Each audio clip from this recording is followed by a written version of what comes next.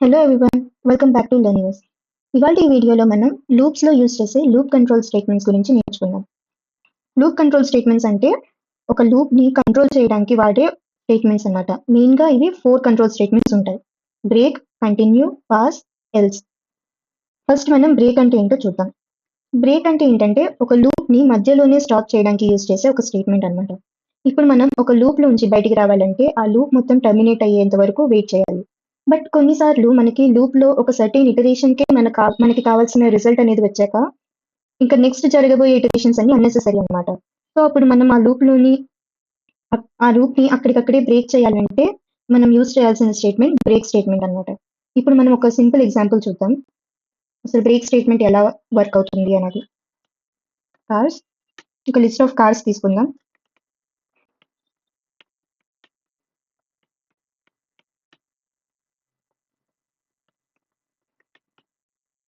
ఇది ఒక list of cars.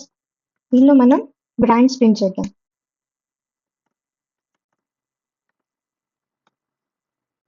So నాకు టాటా, హోండా, నానో వరకే కావాలి. బ్రాండ్ ఆడి అయితే ప్రింట్ అవ్వక్కర్లేదు నాకు. అలాంటప్పుడు మనం ఒక కండిషన్ రాద్దాం, ఇఫ్ బ్రాండ్ ఈక్వల్ టు ఆడి, నాకు అది ప్రింట్ అవ్వక్కర్లేదు అన్నప్పుడు అంటే ఆ లూప్ నెక్స్ట్ స్టేట్మెంట్స్ రన్ అవ్వకూడదు అన్నప్పుడు మనం సింపుల్ గా బ్రేక్ అని ఇస్తే ఆ లూప్ అనేది బ్రేక్ అయిపోతుంది అనమాట. అంటే ఆ లూప్ లో ఉన్న నెక్స్ట్ స్టేట్మెంట్స్ అనేవి ఎగ్జిక్యూట్ అవ్వవు. ఆడి కానప్పుడు నాకు సింపుల్ గా ఆ బ్రాండ్ ప్రింట్ అయిపోవాలి. సో ఇది లూప్ నుంచి బయటకు వచ్చిన తర్వాత నాకు నార్మల్గా print end of the loop అని ప్రింట్ అవ్వాలి. సో ఇక్కడ ఏం జరుగుతుందంటే ఫస్ట్ దీని అవుట్పుట్ చూద్దాం. సో నాకు టాటా, హోండా, నానో బ్రాండ్స్ వచ్చాయి and then end of the loop. ఇక్కడ ఏం జరిగింది, ఫస్ట్ ఇటరేషన్ లో బ్రాండ్ టాటా అయింది. సో బ్రాండ్ ఆడి కాదు కాబట్టి ఇఫ్ లోకి వెళ్లకుండా ఎల్స్ స్టేట్మెంట్ ప్రింట్ అవుతుంది. సో టాటా అనేది ప్రింట్ అయింది. నెక్స్ట్ బ్రాండ్ అనేది హోండా అయింది కాబట్టి ఆడి కాదు కాబట్టి ప్రింట్ అవుతుంది. సేమ్ నానో కూడా ప్రింట్ అవుతుంది. నెక్స్ట్ ఇటరేషన్ లో బ్రాండ్ అనేది ఆడి అయింది. సో ఇఫ్ కండిషన్ ఏం రాసాం, ఆడి అయితే నాకు ఈ లూప్ అనేది బ్రేక్ అవ్వాలని. సో ఈ లూప్ అనేది బ్రేక్ అవుతుంది అనమాట. ఇప్పుడు ఫస్ట్ సపోజ్ నేను ఇక్కడ బిఎండబ్ల్యూ రాశాను అనుకో, అంటే ఆడి తర్వాత ఇంకొక లిస్ట్ ఆఫ్ కార్, నాకు బిఎండబ్ల్యూ అనేది ప్రింట్ అవ్వదు. ఎందుకంటే ఇక్కడ ఆడి దగ్గర ఉన్న ఇటరేషన్ లోనే ఈ లూప్ అనేది బ్రేక్ అయిపోయింది కదా. సో నెక్స్ట్ ఇటరేషన్స్ అనేవి జరగదు. సో ఇలాగా బ్రేక్ అనేది లూప్ ని అక్కడికక్కడే బ్రేక్ చేసి లూప్ నుంచి ఎగ్జిట్ అవ్వడానికి యూజ్ చేసే ఒక కంట్రోల్ స్టేట్మెంట్ అన్నమాట. సో బ్రేక్ యూజ్ చేసినప్పుడు ఇప్పుడు జరుగుతున్న ఇటరేషన్ లోనే ఈ కండిషన్ కనుక సాటిస్ఫై అయితే దానిలో బ్రేక్ కనుక రాస్తే మనం ఆ లూప్ అనేది అక్కడికక్కడే బ్రేక్ అవుతుంది అనమాట. సో ఫర్దర్ గా ఉన్న స్టేట్మెంట్స్ ఎగ్జిక్యూట్ అవ్వవు అండ్ నెక్స్ట్ ఇటరేషన్స్ కూడా మనకి ఎగ్జిక్యూట్ అవ్వవు అనమాట. అండ్ ఈ లూప్ బ్రేక్ అయిన తర్వాత నెక్స్ట్ వచ్చే స్టేట్మెంట్స్ కి క్యారీ ఆన్ అయిపోతుంది మన ప్రోగ్రామ్. సో ఇలాగా మనని లూప్ బ్రేక్ చేయడానికి యూజ్ చేయాల్సిన కంట్రోల్ స్టేట్మెంట్ బ్రేక్ అన్నమాట. సో అలాగే నెక్స్ట్ ఇంకో కంట్రోల్ స్టేట్మెంట్ ఏంటంటే కంటిన్యూ. ఈ కంటిన్యూ స్టేట్మెంట్ ఏంటంటే ఇప్పుడు కరెంట్ రన్ అవుతున్న ఇటరేషన్ ని స్కిప్ చేసి నెక్స్ట్ ఇటరేషన్ కి మూవ్ ఆన్ అవ్వడానికి యూజ్ చేసే స్టేట్మెంట్. బ్రేక్ అనేది లూప్ నుంచే బ్రేక్ అవ్వడానికి యూజ్ చేస్తాం, కానీ కంటిన్యూ అనేది లూప్ ని బ్రేక్ చేయదు. ఆ ఇటరేషన్ ఉంటుంది కదా, కరెంట్ ఇటరేషన్ ని, ఆ ఇటరేషన్ ని స్కిప్ చేస్తుంది. సో ఇప్పుడు ఒక సర్టెన్ ఇటరేషన్స్ లో నాకు కొన్ని ఇటరేషన్స్ యొక్క రిజల్ట్ వద్దు, ఆ రిజల్ట్ మనకి అక్కర్లేదు అన్నప్పుడు మనం ఆ ఇటరేషన్స్ ని స్కిప్ చేయొచ్చు. ఆ స్కిప్ చేయడానికి మనం కంటిన్యూ స్టేట్మెంట్ వాడతాం అనమాట. సో సేమ్ ఎగ్జాంపుల్ తీసుకుందాం.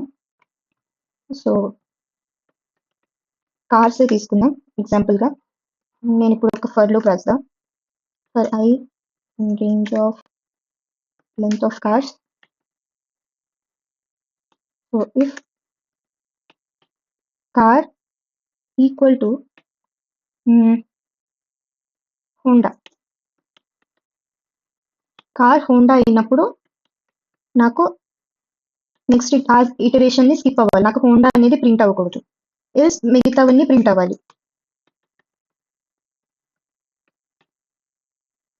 ఇది నా లూప్.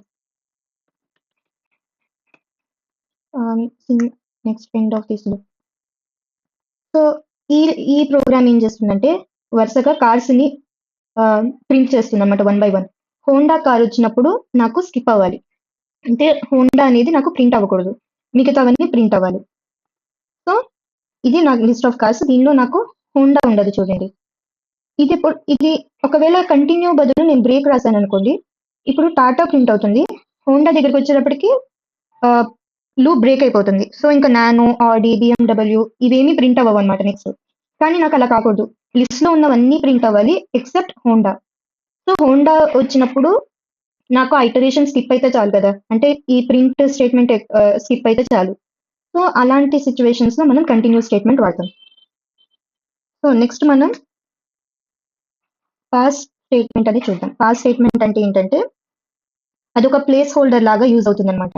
అంటే ఇప్పుడు ఒక కండిషన్ రాసామనుకోండి, అండ్ ఆ కండిషన్ ట్రూ అయినప్పుడు మనకి అది ఏమి యాక్షన్ చేయకుండా ఉండాలి అన్నప్పుడు మనం ఎంటీగా కూడా వదలలేము. ఇప్పుడు ఇఫ్ స్టేట్మెంట్ ఇలా రాసినప్పుడు మనం ఇక్కడ ఇఫ్ బ్లాక్ లో మనం ఏం స్టేట్మెంట్స్ ప్రింట్ చేయలేదు అనుకో, అంటే నాకు ఇఫ్ ఇది ఈవెన్ నంబరా కాదా చెక్ చేసే కండిషన్. సో ఈ n మాడ్యులస్ 2 ఈక్వల్ టు 0 అయినప్పుడు, ఈ రిమైండర్ 0 అయినప్పుడు నాకు అసలు ఏమీ ప్రింట్ అవ్వకూడదు, లేదా ఏమి యాక్షన్ జరగనప్పుడు జరగాలని లేదు అనుకో, అప్పుడు మనం ఇది ఎంటీగా లీవ్ చేస్తే మనకి ఎర్రర్ వస్తుంది. కానీ మనం ఏం యాక్షన్ రాయకూడదు కదా. అలాంటి టైంలో పాస్ అని మనం ఒక స్టేట్మెంట్ పాస్ చేస్తే ఇది ఈ కండిషన్ ట్రూ అయినప్పుడు మనకి ఇది ఎంటీగానే ఉంటుంది. బట్ ఈ పాస్ స్టేట్మెంట్ అనేది ఒక నల్ ఆపరేషన్ లాగా వర్క్ అవుతుంది అనమాట. అంటే ఏం ఆపరేషన్ చెయ్యదు. సో మనం ఒక ప్రోగ్రామ్ లో ఎంటీ బ్లాక్స్ అలా ఎంటీగా ఉంచకూడదు అనమాట. ఇఫ్ బ్లాక్ కానీ, లూప్ కానీ, ఫంక్షన్ కానీ ఇలా ఎంటీగా ఉంచకూడదు. అలా అని చెప్పేసి మనకి ఏం ఆపరేషన్ జరగకూడదు అన్నప్పుడు మనం సింపుల్ గా పాస్ కంట్రోల్ స్టేట్మెంట్ కనుక మనం పెడితే మనకి ఈ కండిషన్ ట్రూ అయినప్పుడు ఏమీ ఎగ్జిక్యూట్ అవ్వదు అనమాట. సో అలా ఒక ప్లేస్ హోల్డర్ లాగా మనకి పాస్ స్టేట్మెంట్ అనేది యూజ్ అవుతుంది అనమాట. సో పాస్ స్టేట్మెంట్ అనేది ఎలాంటి సిచ్యువేషన్స్ లో యూజ్ చేయొచ్చు అంటే ఒక ఎంటీ కండిషనల్ స్టేట్మెంట్స్ రాయడానికి కానీ, అంటే ఒక కండిషన్ ఉండాలి, అది ట్రూ అయినప్పుడు మనకి ఏమి యాక్షన్ ఎగ్జిక్యూట్ అవ్వకూడదు అన్న టైంలో మనం అది ఎంటీగా ఆ బ్లాక్ ని ఎంటీగా ఉంచకుండా పాస్ అని స్టేట్మెంట్ పెడితే మనకి ఆ కండిషన్ ట్రూ అయినప్పుడు మనకి కావాల్సినట్టు ఏమి ఆపరేషన్ జరగదన్నమాట. అండ్ మనకి ఎర్రర్ కూడా రాదు. సో ఇలాగే ఎంటీ లూప్స్ కోసం కానీ లైక్ ఇటరేషన్స్ జరగాలి, కానీ లూప్ లోపల ఏమీ జరగకూడదు అనమాట. అప్డేషన్ కానీ, ప్రింట్ కానీ ఇలా ఏమీ జరగకుండా ఉండడానికి మనం లూప్స్ లో కూడా పాస్ స్టేట్మెంట్ యూజ్ చేయొచ్చు. నెక్స్ట్ ఇంకా ఫంక్షన్స్ లో కానీ, క్లాసెస్ లో కానీ మనకి ఫంక్షనల్ బాడీలో ఏం రాయాలో, ఫర్ సపోజ్ ఇప్పుడు ఒక ఫంక్షన్ క్రియేట్ చేసాం, కానీ ఆ ఫంక్షన్ లో బాడీ ఉంటుంది కదా, ఫంక్షన్ బాడీలో మనకి ఏం రాయాలో తెలియనప్పుడు ఆ టైంలో సింపుల్ గా పాస్ స్టేట్మెంట్ కనుక మనం అక్కడ యూజ్ చేస్తే ఫ్యూచర్ లో ఫర్దర్ గా మనం వన్స్ డిసైడ్ అయ్యాం ఆ బ్లాక్ లో ఏం రాయాలి అని, అప్పుడు మనం పాస్ ని రీప్లేస్ చేయొచ్చు.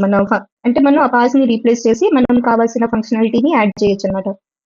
సో ఇలాంటి పర్పసెస్ కి కూడా మనం పాస్ స్టేట్మెంట్ ని యూజ్ చేస్తాం. సో పాస్ అనేది ఎలా వర్క్ అవుతుందో చూద్దాం. Like even and odd numbers ఉంటాయి కదా, ఒక రేంజ్ ఆఫ్ 10 తీసుకుందాం. n అనేది రేంజ్ ఆఫ్ 10. సో 0 నుంచి 9 నంబర్స్ వస్తాయి. సో దీనిలో నాకు n మాడ్యులస్ 2 ఈక్వల్ టు 0 ఎన్ని 2 తో డివైడ్ చేసినప్పుడు రిమైండర్ 0 వచ్చినప్పుడు నాకు 1 సెకండ్ 0 వచ్చినప్పుడు నాకు ఏమీ ప్రింట్ అవ్వకూడదు, ఏమీ అవ్వకూడదు. సో నేను పాస్ ఇచ్చాను. రిమైండర్ 0 రానప్పుడు నాకు వాల్యూ n అనేది ప్రింట్ అవ్వాలి. సో ఇప్పుడు నేను రన్ చేసినప్పుడు మనకి n వాల్యూ 0 to 9 వాల్యూస్ వస్తాయి.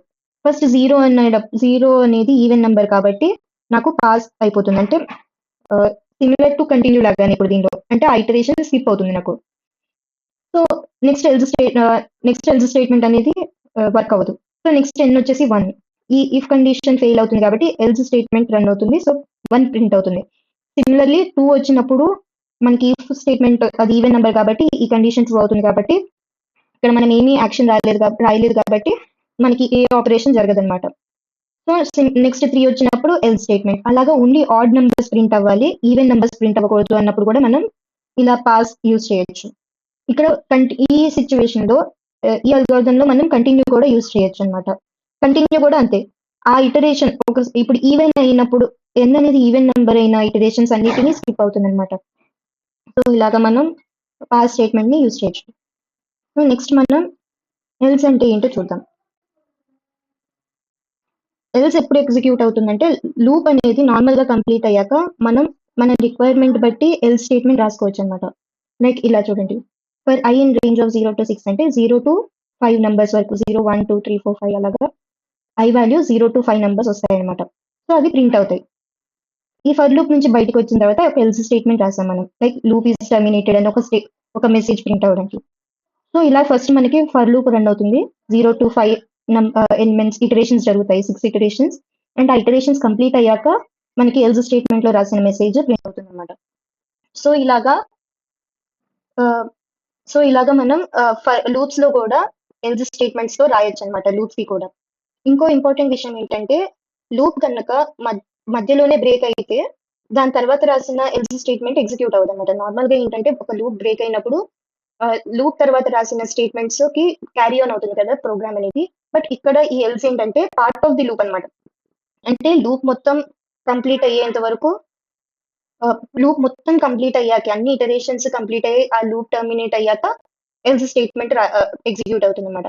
మధ్యలో మనం ఎక్కడైనా బ్రేక్ రాసాం అనుకోండి, ఆ బ్రేక్ వల్ల ఆ లూప్ అనేది బ్రేక్ అయితే, middle of the iterations break అయితే ఎల్స్ అనే ఎల్స్ బ్లాక్ అనేది ఎగ్జిక్యూట్ అవుతుంది అనమాట. సో మనకు కావాల్సిన రిక్వైర్మెంట్ బట్టి ఎల్స్ స్టేట్మెంట్ రాసుకొని ఆ లూప్ మొత్తం కంప్లీట్ అయిన తర్వాత ఆ ఎల్స్ స్టేట్మెంట్ రన్ అయ్యేలాగా రాసుకోవచ్చు అనమాట మనం, ఎల్స్ విత్ లూప్స్. సో ఈ వీడియోలో మనం కంట్రోల్ స్టేట్మెంట్స్ గురించి నేర్చుకున్నాం అనమాట. లూప్ ని కంట్రోల్ చేయడానికి వాడే కంట్రోల్ స్టేట్మెంట్స్. సో నెక్స్ట్ వీడియోలో మరొక ఇంపార్టెంట్ టాపిక్ గురించి నేర్చుకుందాం. అంతవరకు stay tune.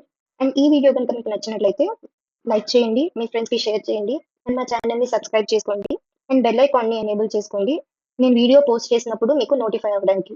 So thanks for watching, see you in the next video.